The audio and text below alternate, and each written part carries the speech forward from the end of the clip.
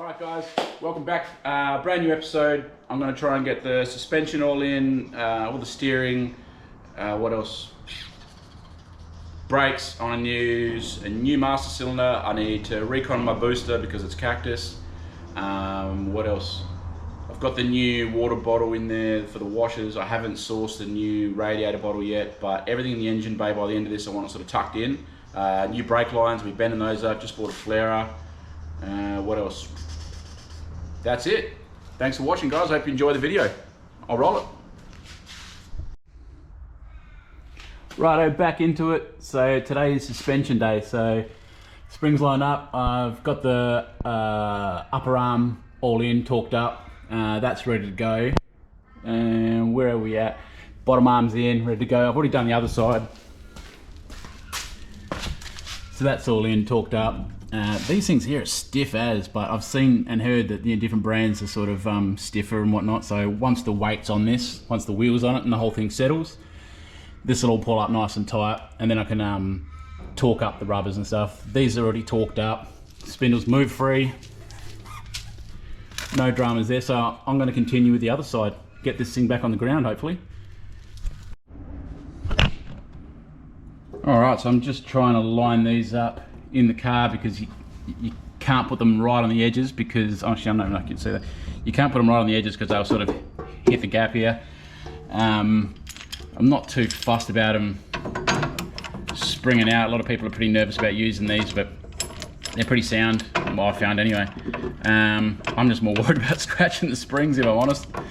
Having to repaint them is going to be a pain in the ass. Not that it's sort of a show car, but still, when something goes in nice and shiny, you like to keep it that way for a little bit. So this end of the spring here has to line up with the notch there. So if you keep these out of the way. And one thing I am sort of not surprised at, but it was pretty hard getting the old springs out. They were so tall. These springs are way shorter. Like it's surprising how much easier it was. It only took a few pulls to get it in, and then they just levered. So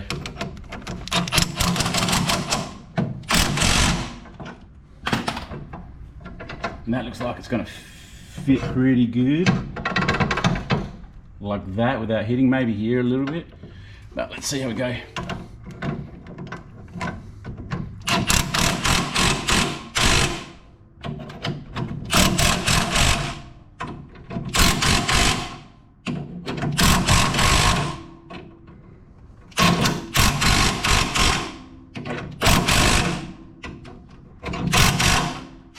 Just check that.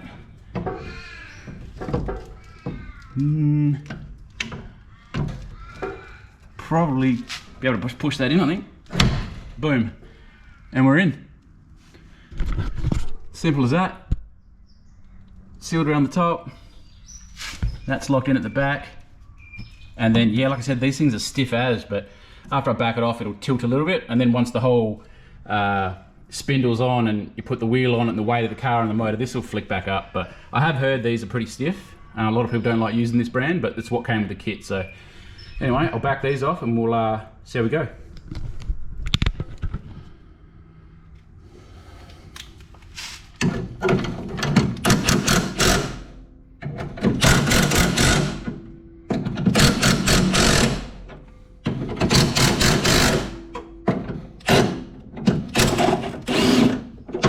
Done.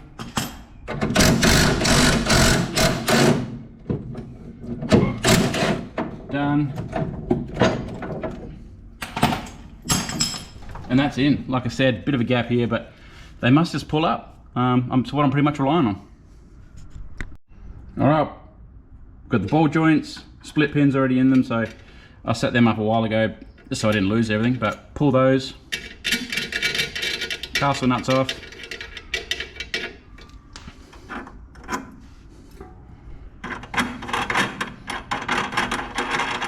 It is nice working with sort of fresh painted clean surfaces.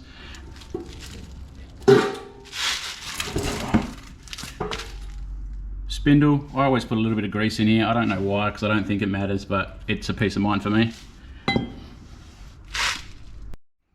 More so, I'll put the grease on around the top of the ball joint where it will meet up against the rubber.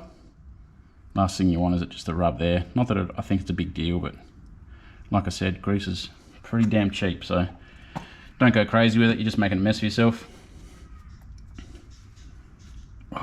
And then it is as simple as, once you've worked out which way it goes, dropping that bad boy on,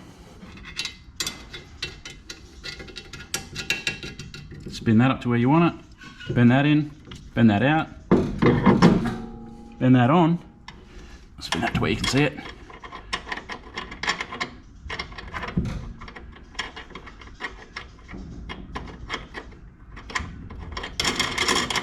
You're pretty much set up, just got to torque it up. Now I think it says 60 to 90 foot-pound, so hit that somewhere in the middle, around 80.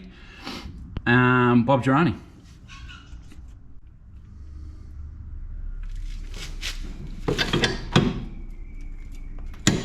Okay, that's set at 70 pound, which is right between where we need to be.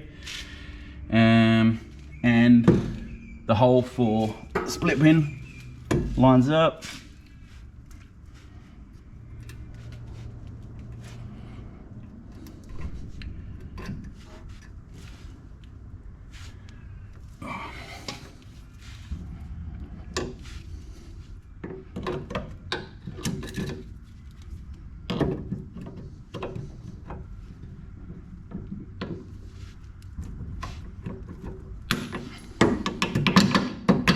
Done. And then just repeat on the top.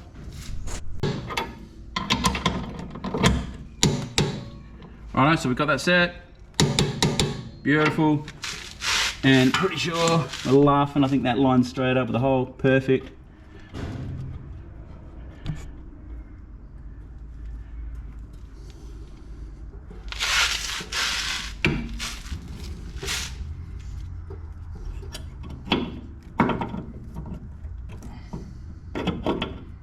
Trim that.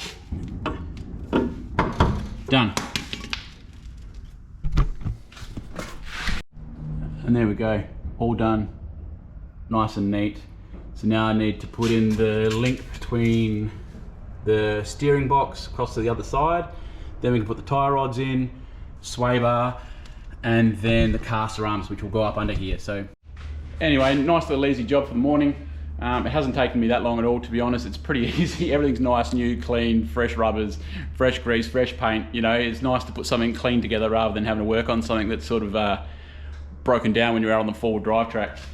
I've got to go out now, but I reckon I'll have the rest of this buttoned up in a few hours. So yeah, I'll get back to this in the afternoon and finish it off. I'll take you with me then. Thanks, guys. All right, so the gasket that goes on here, they're pretty old, and this one's not in bad shape, but what I've done is just taken a photo of it, and then we upload that to this app, and I'm going to give a go at cutting it out on the wife's little vinyl cutter. I think they call it Cricut, so we'll see if that works.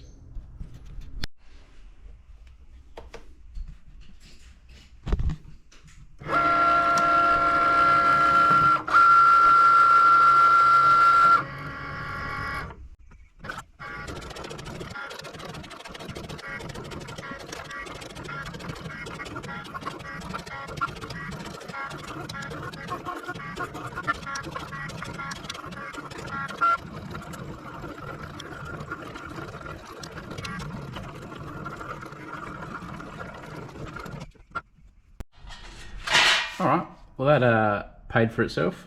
Wife would tell you that it was worth every penny. Gasket fits on, and they've got slotted holes in them anyway. And then, a bit hard one-handed, we just put dust cover, splash shield, whatever you want to call it, just goes over the back like that. Steering link in, nice and neat, steering works.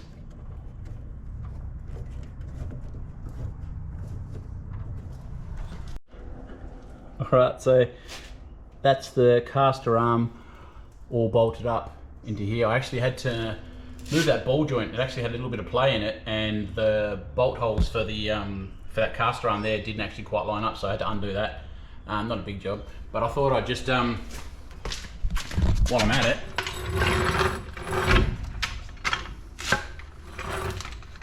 what I was talking about before about this spring perch taken up. So if I just put a little bit of pressure on that bottom ball joint, a bit of pressure on the spring, you can see it comes up and it sits in there properly. I still don't like the way they don't sort of move too freely, but I mean, I guess that's it. So anyway, that's one side done.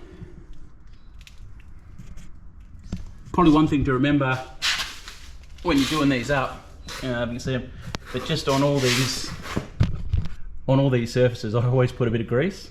So going on past experience, these things squeak like all hell. And when you pull up to sort of a car meet or even just into the pub with your mates and this thing's squeaking, it's a bit embarrassing. So a little bit of grease when you put these things together is going to save you a bit down the track. I can see I need a little bit of a touch-up paint as well. So this is on the other side. You can see here, these are the holes I'm talking about. You haven't quite got a full hole to put that caster arm in. So I'll just back this ball joint off real quick and we'll slide it down.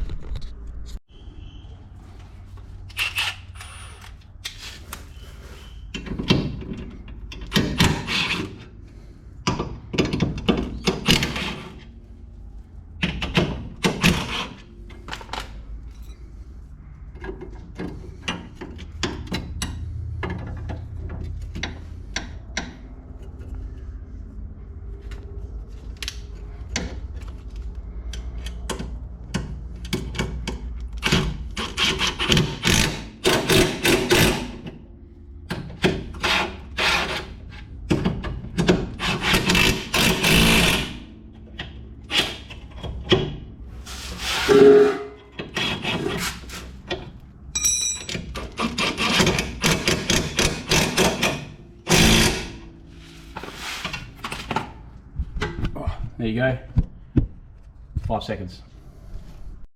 All right, so here's the other arm. You can see here, these are the surfaces, these separate.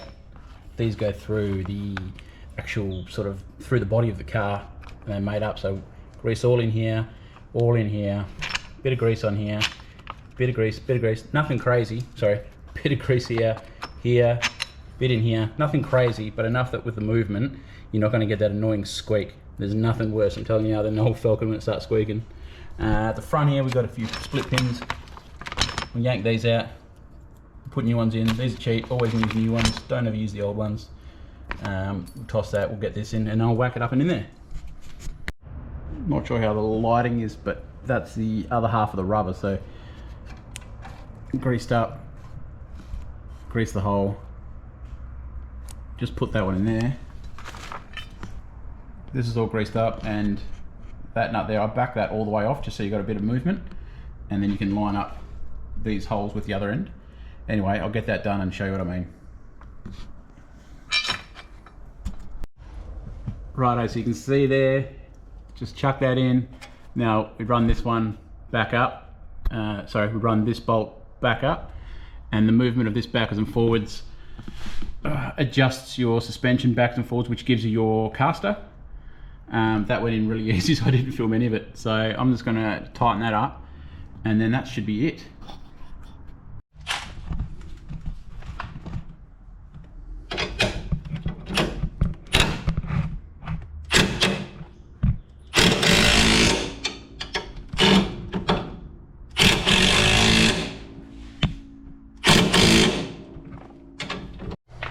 Now, even though I'm just going to do those bushes up sort of by hand at the moment until I've got it all on the ground, and I need to set up the caster, and when I'm doing everything else like that, the camber, etc., I still don't really want to tighten anything up unless there's a little bit of pressure on it. So just take the weight of the spring, you can see it here coming up.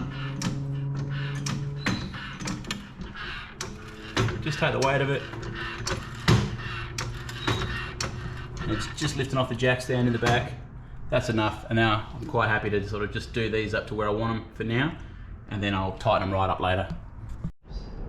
Alright, so that's pretty hard to film, but that's all nipped up, reasonably tight, but with pressure on it.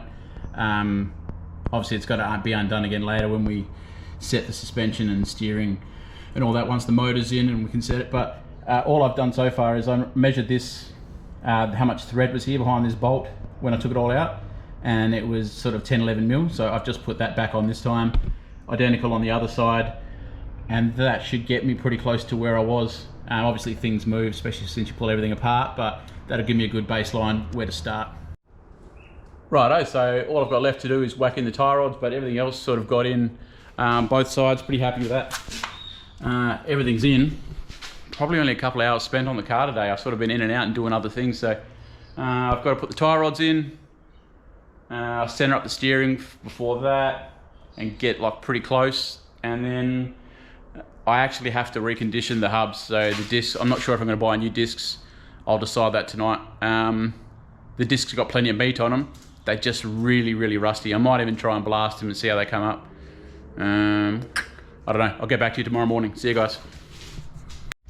All right, so decided to just give these old ones a bit of a clean up, and they've come up pretty nice. I can't complain at all, especially since it's such an easy part to change later on. So if they give me any grief, I'll just whack some new ones on. But for now, these are going back on. So the old homemade gaskets in there, splash guard, dust cover, whatever you want. This little sucker. Just had to easy out this bolt. Yeah, I won't be using that torque wrench again in a hurry. Twice now torque wrenches have failed on me. Snapped that, it came out easy enough with the easy outs, but yeah. So chased up a new bolt today. The other side's on, just gonna put the hub on now.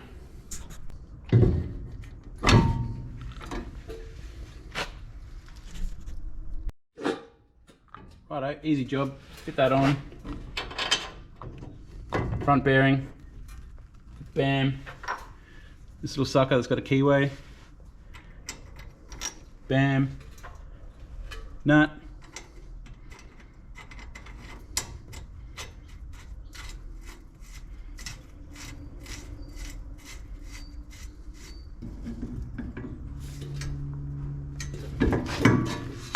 So you sort of tighten it up till it can't move freely.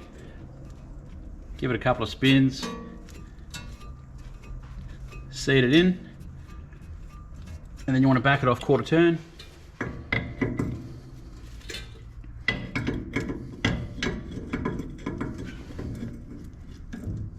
Then you just want to back it off quarter turn, like that. And she should roll no dramas. This little sucker over the top, split pin through.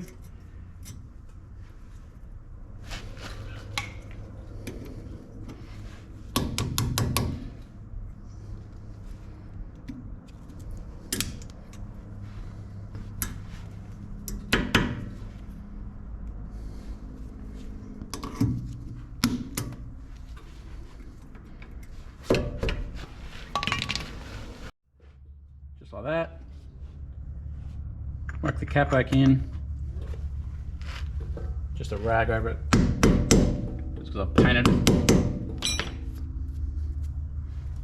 And that's it. We can whack it back on the ground.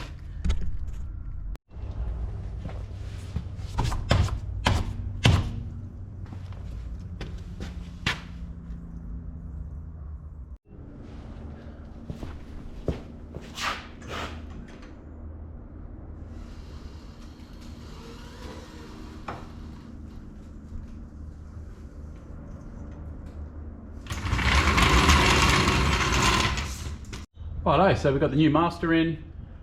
Booster's been reconditioned. Big thanks to Groupie, one of the supporters for that. He sorted me out.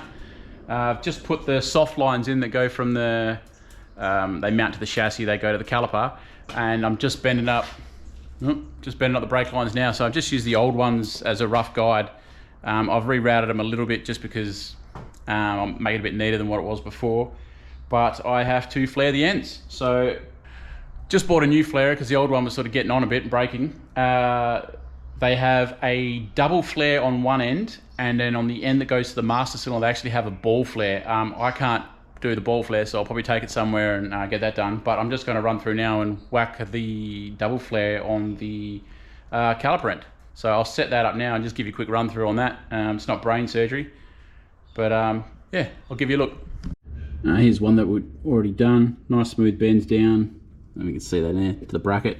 These brackets, they actually have a little tab that goes into a hole in the chassis.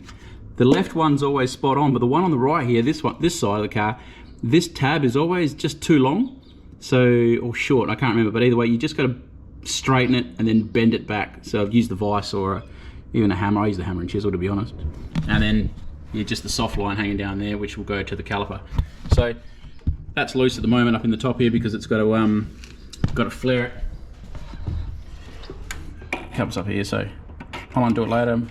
once I can get it in somewhere and get a ball flare put on the end. Whoop, there's a focus, yeah. Get a ball flare put on the end where it bolts in here, 1, 2, and...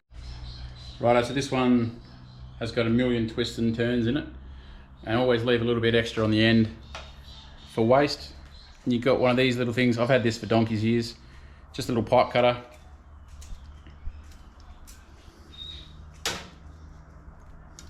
So I've marked where my waste is.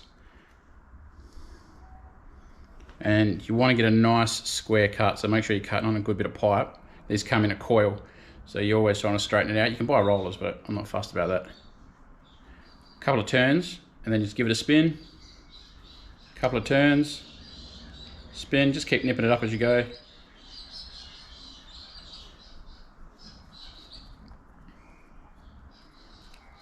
It doesn't take long. You don't want to crunch it all in one go because you'll sort of crunch the pipe, but once you get all the way through it, it just falls away and leaves you with a pretty nice, neat little cut, just like that. Oh, we can see that. I don't know what the focus is like on this thing. And then after that, I've just got one of these old bits.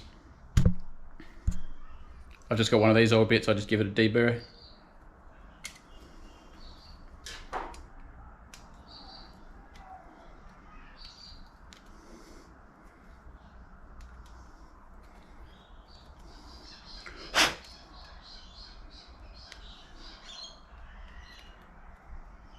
Righto, deburr, end clear. Here's the tricky bit. This is the bit that's going to save you. Slide your nut on first. Make sure you got it slid on the right way as well. So hex away from you. Bam, done.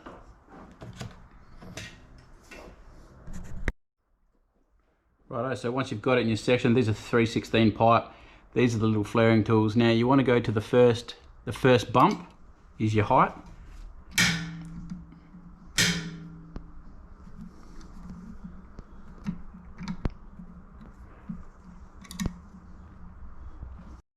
Alright, so you want to just double check, make sure you're at the first notch on your thing, tighten these up.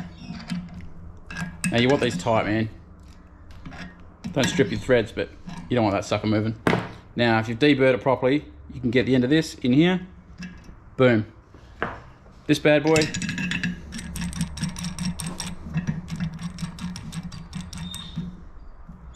make sure that's all sitting pretty square. You don't want to be coming down on an angle. And we just wind it down until it touches.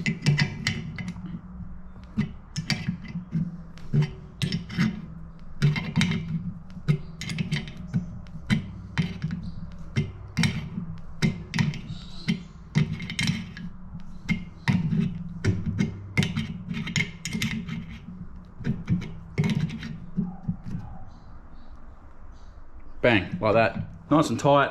This sits flush the whole way around. Back it off.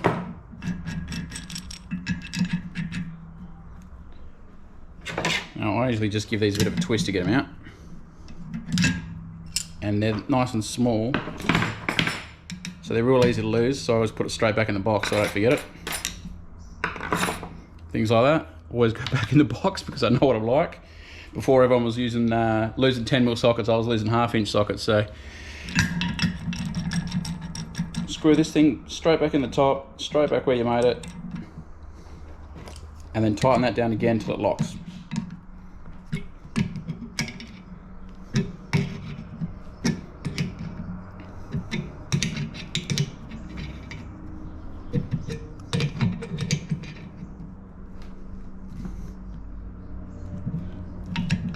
Now I have seen people sort of use a bit of brake fluid to sort of lube up the lube up here so it spins, but I've never had an issue with it, and I really don't want to be messing with brake fluid on my brand new paint job at the moment, so I have got a record for doing that.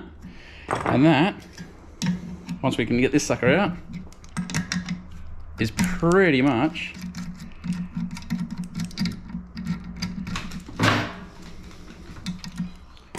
oh, if I can get that out of the spaghetti factory, down and out.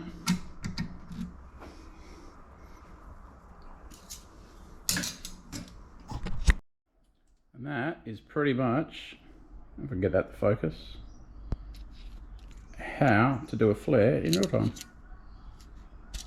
So I'm going to go ahead and do all of those Man, I wish this thing had a better focus. GoPros are a good camera, but